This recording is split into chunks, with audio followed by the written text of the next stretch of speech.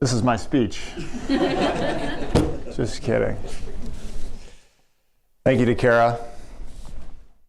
I'm assuming right now is not the right time to discuss our exam findings, so I'll skip that for now. This has been a very interesting experience because it's kind of like going to the zoo and discovering you're actually the monkey. So we're serious people, but let's not take ourselves too seriously. So close your eyes. Imagine yourself, I'm serious, close your eyes. Imagine yourself in a small mining town in the early 1900s. You're surrounded by peaks that are almost 3 miles high. In that town, fortunes are literally carved out of the rock. Where over 30 mines hummed, and the Camp Bird gold mine had just in the last 5 years pulled out 1 million ounces of gold. That is your Ray in 1913. So open your eyes. Now, imagine a saloon in this town, old-timey piano playing, and there are 30 business people sitting around, and we actually have, and I don't think it was in this, but we have a picture of this, and they are sitting in a saloon, just chit-chatting away, and they're talking about making a bank. That was how banks were done in 1913. And that saloon that they were having that conversation in ended up becoming that building that you just saw, that we did a historic renovation on in 2018 and 2019.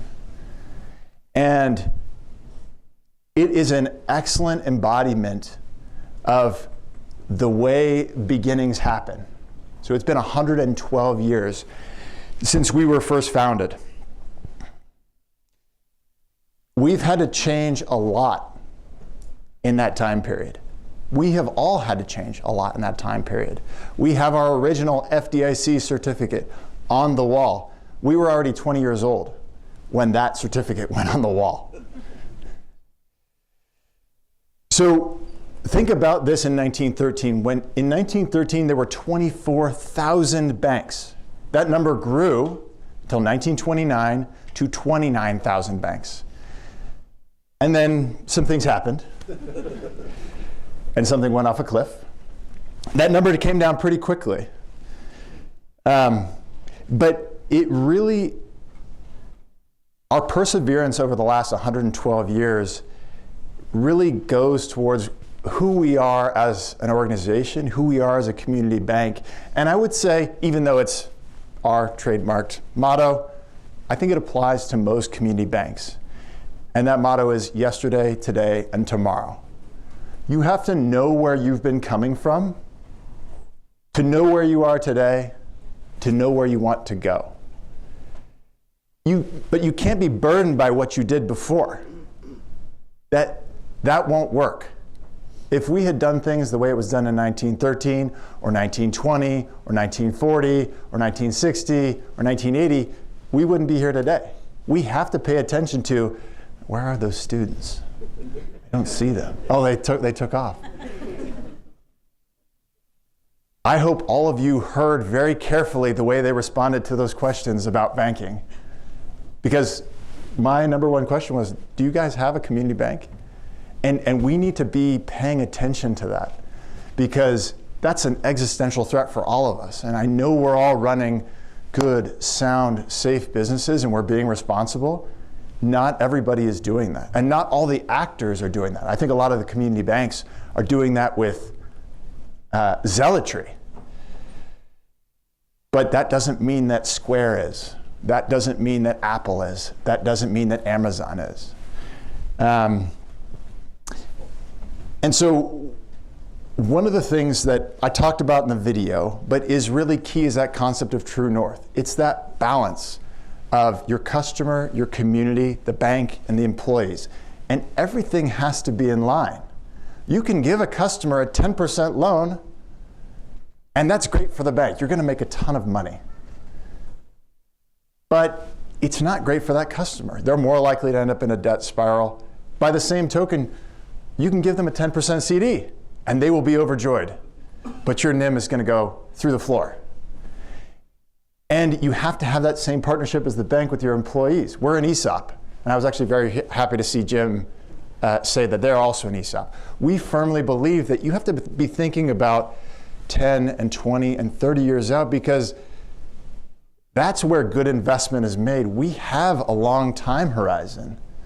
You expect that if you're going to be around 112 years, you're kind of planning on being around another 100 years.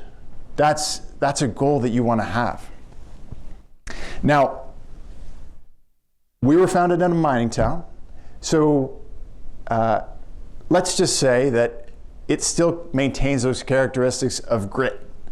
Right? Mining is a tough job. It requires an incredibly strong work ethic, a commitment to relationships, a commitment to community. But we're founded in 1913. By the early 1920s, mining was going away. And that was, like I said, within 20 years of 1 million ounces of gold being pulled out of the mountains. It can change like that. What we're doing can change like that. But we didn't wait for a bailout. We tried to figure out, how do we reinvent ourselves as a town? Not just as a bank, but as a town. And they decided to pool all their money together and actually build a literal pool. So the Ouray Hot Springs, and I don't know if Corey, who's actually right there, he's going to be the unsung guy. Corey's taking pictures today. He was out there. They pooled all their money together and built the Ouray Hot Springs. That's what Ouray is now known for. And it's been 100 years of the hot springs drawing people in from outside the community. So we went from miners to being hosts. That is a pretty dramatic transformation. I don't know how many miners you guys have met. It's quite challenging. And there are still miners around. There are still a couple of active mines here and there. It's a company, it's an organization, and it's a community that refuses to be defined by what we've lost, just by what we're about to become next. We are all going through that transformation right now. You cannot lose your sense of purpose or your sense of connection to the community. When we say yesterday, today, and tomorrow, and our belief in True North, it's not just branding. It's actual operational DNA. So I told you this wasn't my speech, and it's not. This is our ledger book from 1926, August of 1926 to 1930. This page here, that's noted as Booster Day, is Black Thursday. That's the beginning of the Depression. Black Monday and Black Tuesday are the next 2 days. When that happened in our country's history, you had to figure out what was next. And it happened not just this time. This was probably the most significant time. But we did it over and over and over again, and you just figure out, how do you survive? And then you figure out how to thrive. And you survive it by adapting, by evolving, by listening to what your customers and your community need. And one of the things that you heard in the video was, in 2016, we arrived, and by the way, the bank had been for sale for 4 years. So the employees had been in limbo because the previous owner had passed away. So they had gone through 2 or 3 unsuccessful sales processes. This is in a community of 1,000 people, by the way. This is no small thing. There were probably 15 people employed. This is a sizable employer in the community. And we came in 2016, and there was no mobile app. Typewriters were being used to do loan documents. And I know that sounds crazy. I'm going to remind you what date. It's 2016. There were typewriters. And I came in, and I had this fintech bravado thinking I knew, we'll be fine. We can figure this out. Just get rid of all that stuff. But it lost the essence of what it could have lost the essence of what it really needed to be. We also had, alongside the typewriters, 5 paper vaults. This is in one bank. We had stuff from 1945. In fact, the regulators probably would have encouraged us to burn it down, which almost was the result for the buildings, like I said. The buildings were falling down. And so when we came in at first, the nice part was, for me, the strategic plan sort of wrote itself. By the way, I do want to thank Jim Fuchs and Corey, and there's actually a guy named Mark who's sitting behind this wall, hidden. He's the one, they're the ones who produce all the videos. Jim gets all the credit. They do all the work.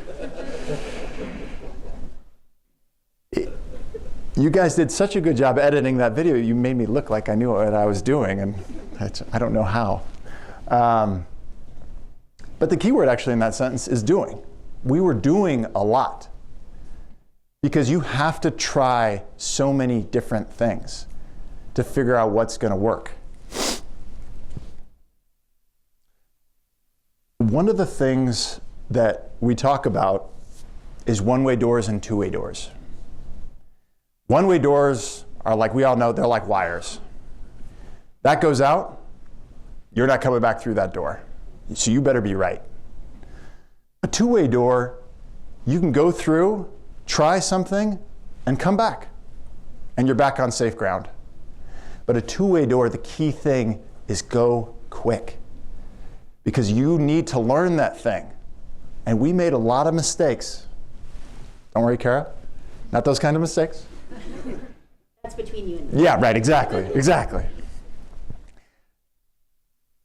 And like I said, I had this mentality of coming from this fintech. I was in San Francisco in startups before, and I thought I knew all the answers.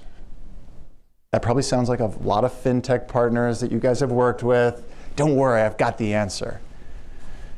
You have to know your customers. You have to hear what they're saying. It wasn't until I joined full-time in 2019, when I wasn't a consultant, that I really understood what was special about community banks.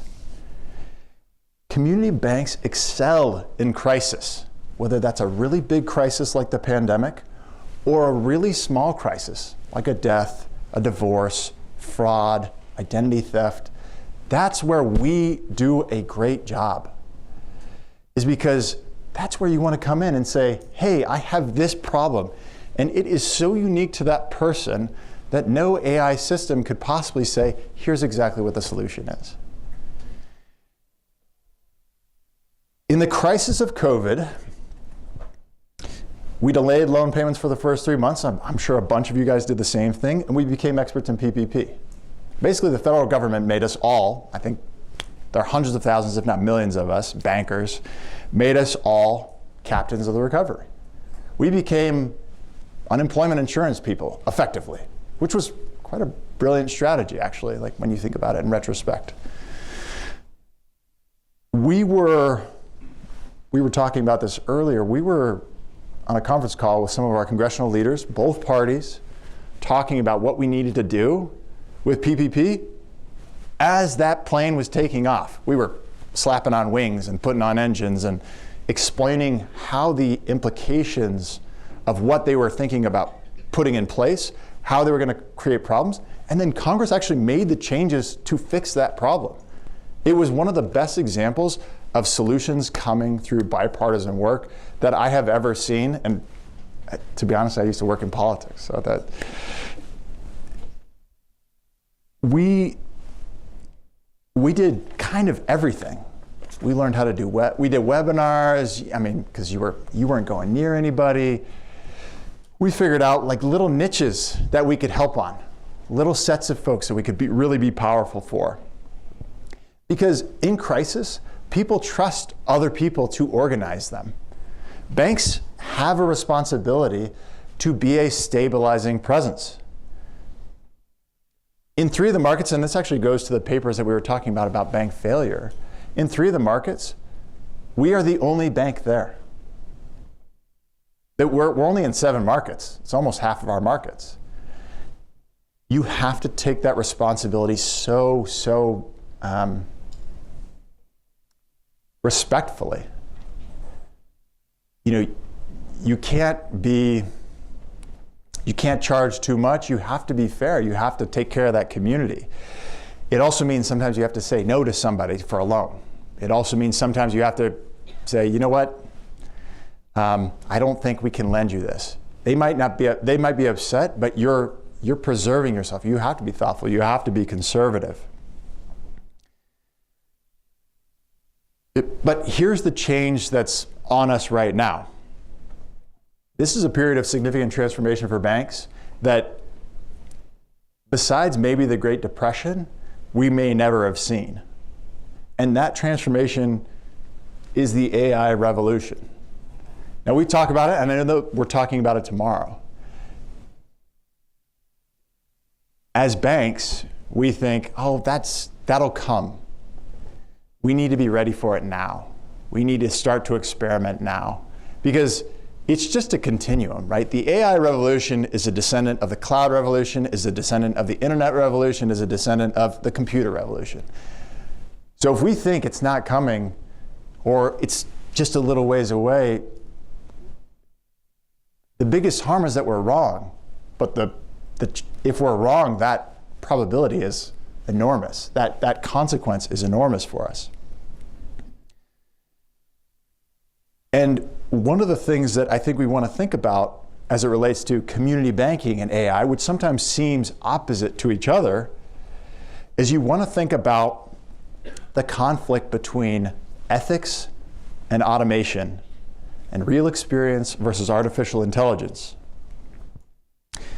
2 years ago, Mike Van Nostrand, who represents ICBC, the Independent Community Bankers of Colorado, and I were in a meeting in Durango. And there's a really wonderful FDIC examiner, I won't mention their name, but they said, how many of you use AI? Now, the way they asked the question, the answer was a given. Because the answer was supposed to be no. And me and a couple of the other people sort of foolishly or naively raised their hands. And then a couple more people sort of raised their hands. But it was still a small percentage of the room. And the thing we have to realize is we have to be raising our hands to that question. Because even if you're just experimenting, even if you're just using ChatGPT to write your emails, my gosh, it's going to save you a lot of time.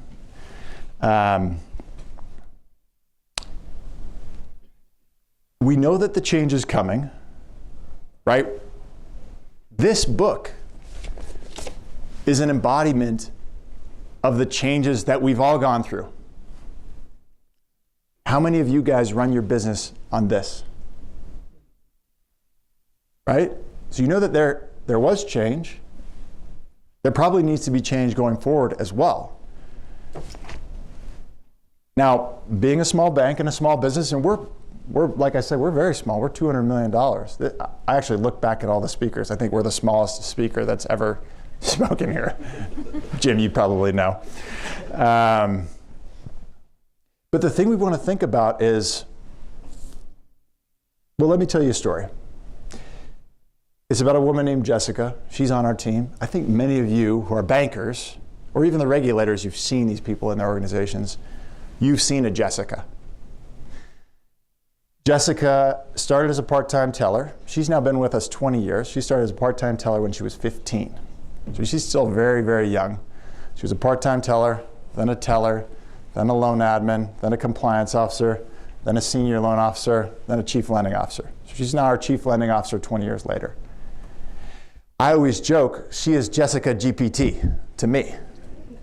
Because when I have a question, I give her a call. And I say, Jessica, I don't understand this thing. And there are a lot of times I don't know what the answer to something is. And she has the answer. But the scary thing about AI is that Jessica's skill set and then every one of your most knowledgeable people can be served up much more efficiently to other people. And in particular, you want to be thoughtful that it's served up diligently, right? In a way that feels connected. Now, AI is very capable. AI actually, in some ways, can go back to 30 or 40 years ago about how we used to run banks. Because AI has an incredible ability to catch fraud, right? It excels at those minute anomalies. So check fraud, we heard about earlier today. There are check frauds that honestly are almost hilarious to watch. Insofar as you see the check, you can see the cursor where the editing software was sitting. But if you're doing, no editing or no auditing of checks below, say, $1,500 because you can't look at 1 million checks at a time, you're not going to catch that until the problem's identified, you put a stop payment on, and you start looking at them. AI does not have that problem, right? In 1980, you probably remember you used to have checks, and all those checks would come in bags from the Fed, and you would look at the check and go, no stale date, signature right. You cannot do that anymore. You won't exist as a bank. AI can do that for you. It's like having 10,000 tellers. They don't need to drink coffee. They don't need to go to bed. They can operate all the time, and they're going to remember every single check from the last 10 years. That is incredibly powerful. They're also incredibly good at dynamic risk monitoring and interest rate management. Right now, and granted, we're small, so I'm sure some of the larger, Jim's Bank, Bill Bickle's Bank, I'm sure they're doing much more complex things. But for us, we run 3 interest rate scenario situations. It is like driving forwards while looking backwards and steering the steering wheel every 90 days. It's sort of madness. And that's one of the things that AI is able to take all this data and continuously adjust as you go along based on the decisions that you're making, the changes that you're making with your balance sheet, your income statement, how things are coming back from the communities. Are you having success opening deposits? Are you having success with the loans and the rates that you're charging? It is also very good at operational efficiency. So, as an example, we did a thing with Jessica, and Jessica was totally willing to do this, where we brought on a fintech partner, but we set up the contract where it allowed us to effectively test it out. And it was a loan spreading software, because Jessica is not valuable spreading tax returns. She's valuable analyzing them, she's valuable building the relationship, but just sucking stuff out of an IRS form is not useful for her. And so, and to be honest, full disclosure, it didn't work. But that's okay, right? That's a two-way door. We went through, we came back. Now, it will improve our ability to do loan processing. There's no value in a loan admin sending 15 emails to a customer asking again and again and again for, I missed 2022's tax returns. That's not useful. It doesn't build any relationship. If anything, it annoys the customer. AI is never going to replace Jessica. She's so talented, but it may replace her to-do list. It's going to allow her to focus on the right kinds of things. We also know, and we talked about voice impersonating, AI is going to allow the bad actors to be very, very effective.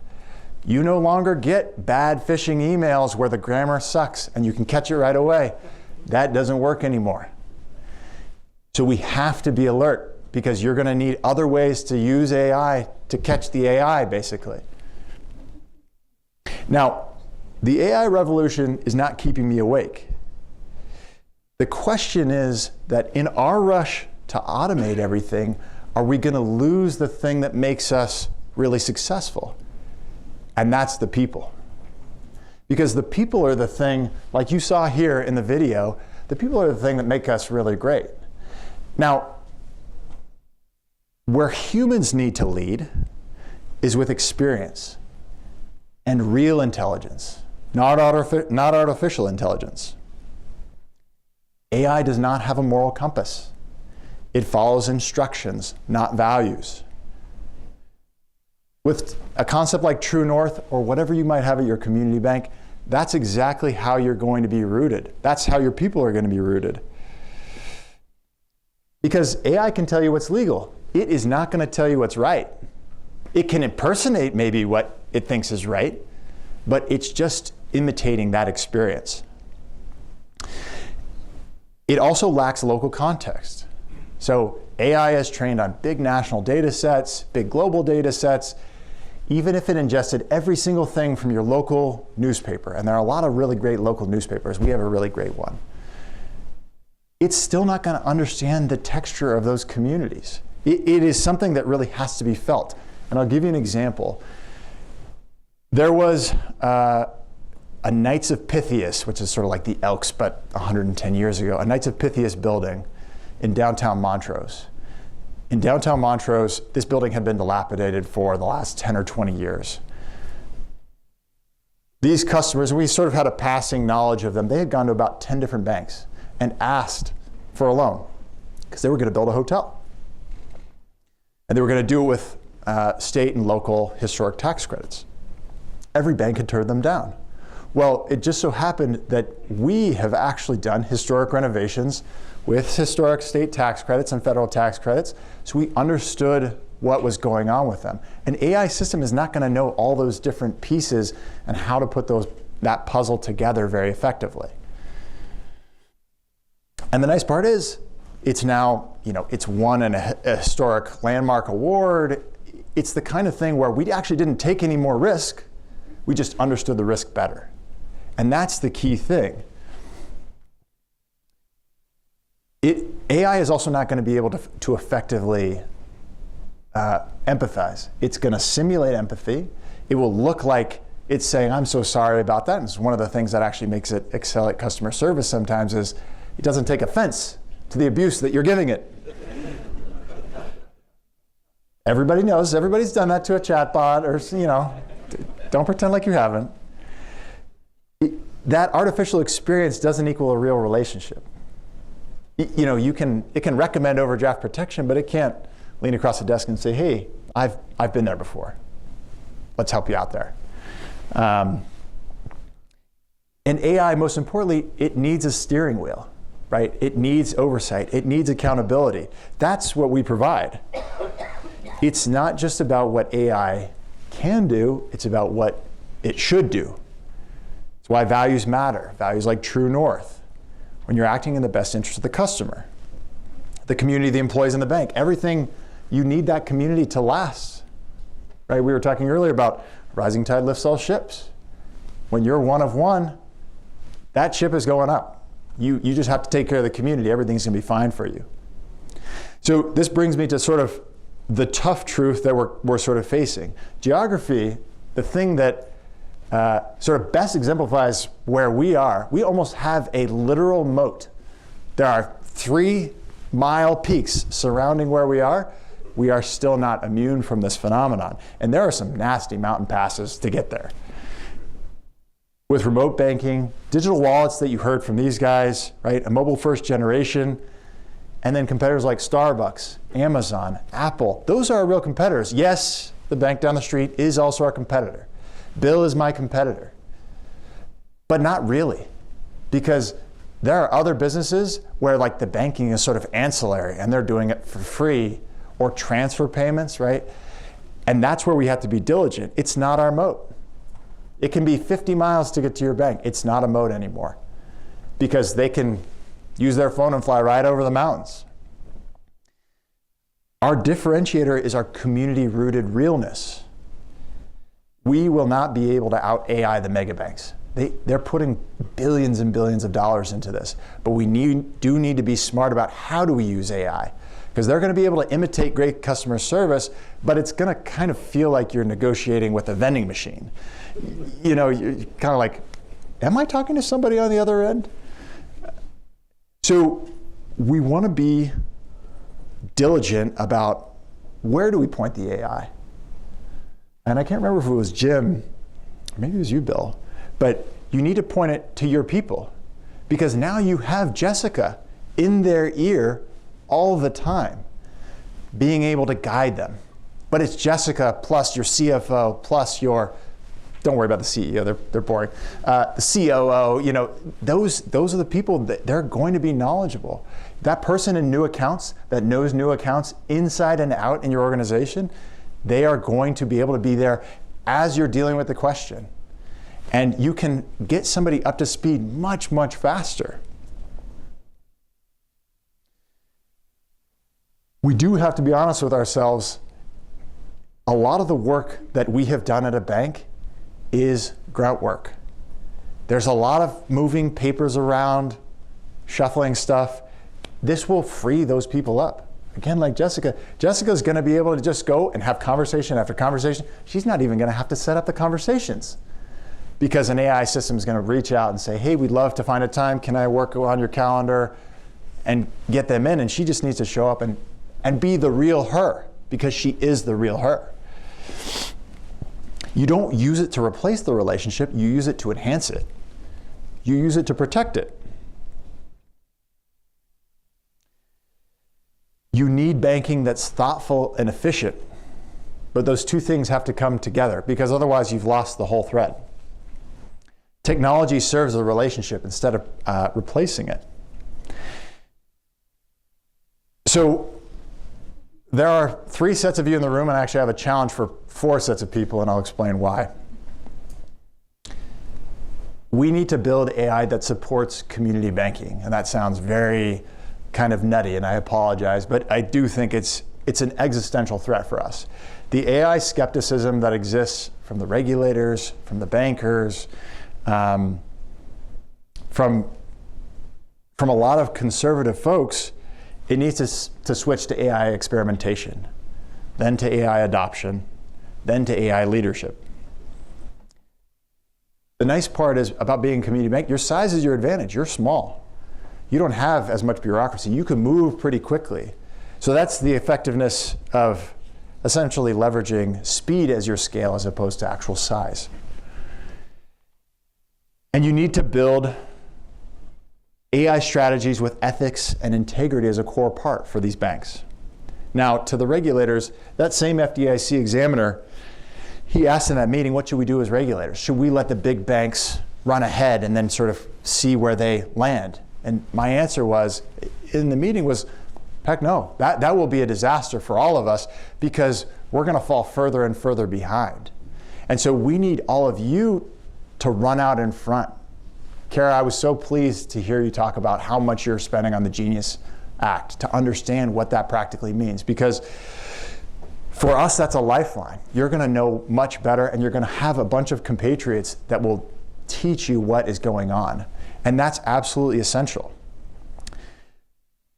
We need you to balance innovation and encouragement of innovation with consumer protection.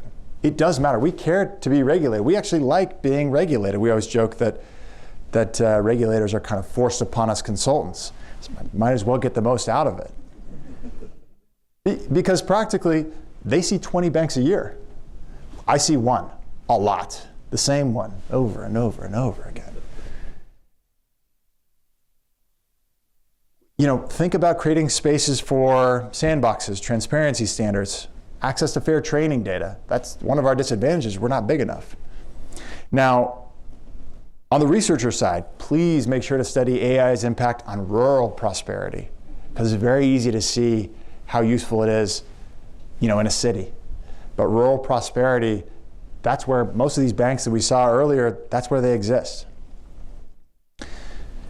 And then finally, and they're not in this room, but for fintechs and vendors, maybe it's a regulator responsibility as well, partner with us, not around us. It's so easy to think, I'm Square and I have the solution. The American banking system is incredibly unique. The community banking system is incredibly unique across the world.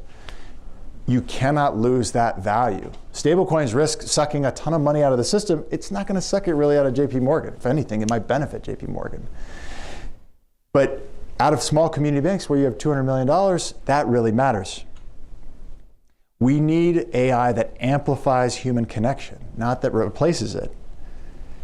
So just as we transition from a mining town to a tourist economy, we're now transitioning into an AI-enabled era. In 1913, it was 30 businessmen versus the world. And what they were really practically creating was a community resilience engine.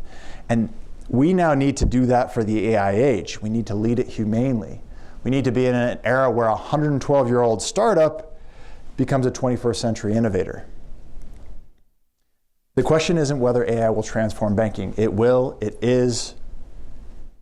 The question is whether we'll let it transform us or whether we'll become less human. But we really need to become more human. AI is like the gold of this era. How do we use it to help us prosper? In the 1920s, when conventional wisdom said, cut your losses, and there were other banks in UA that did, they left. Cut your losses and leave, our citizens chose to reinvest and reimagine what their future was like. We have to recognize that the next gold isn't in our mountains. It's in our willingness to adapt. And it's in our people. And how do we pull that out of them using the technology that comes in? 1/3 of you run banks, 1/3 of you study banks, and 1/3 of you safeguard banks. But all of us serve the same communities. Today, we're going to write the next chapter. AI might optimize the journey, and that'll be great. But only real intelligence, rooted in empathy, ethics, and experience, is going to know where we're going and guide us in the right way. Thank you.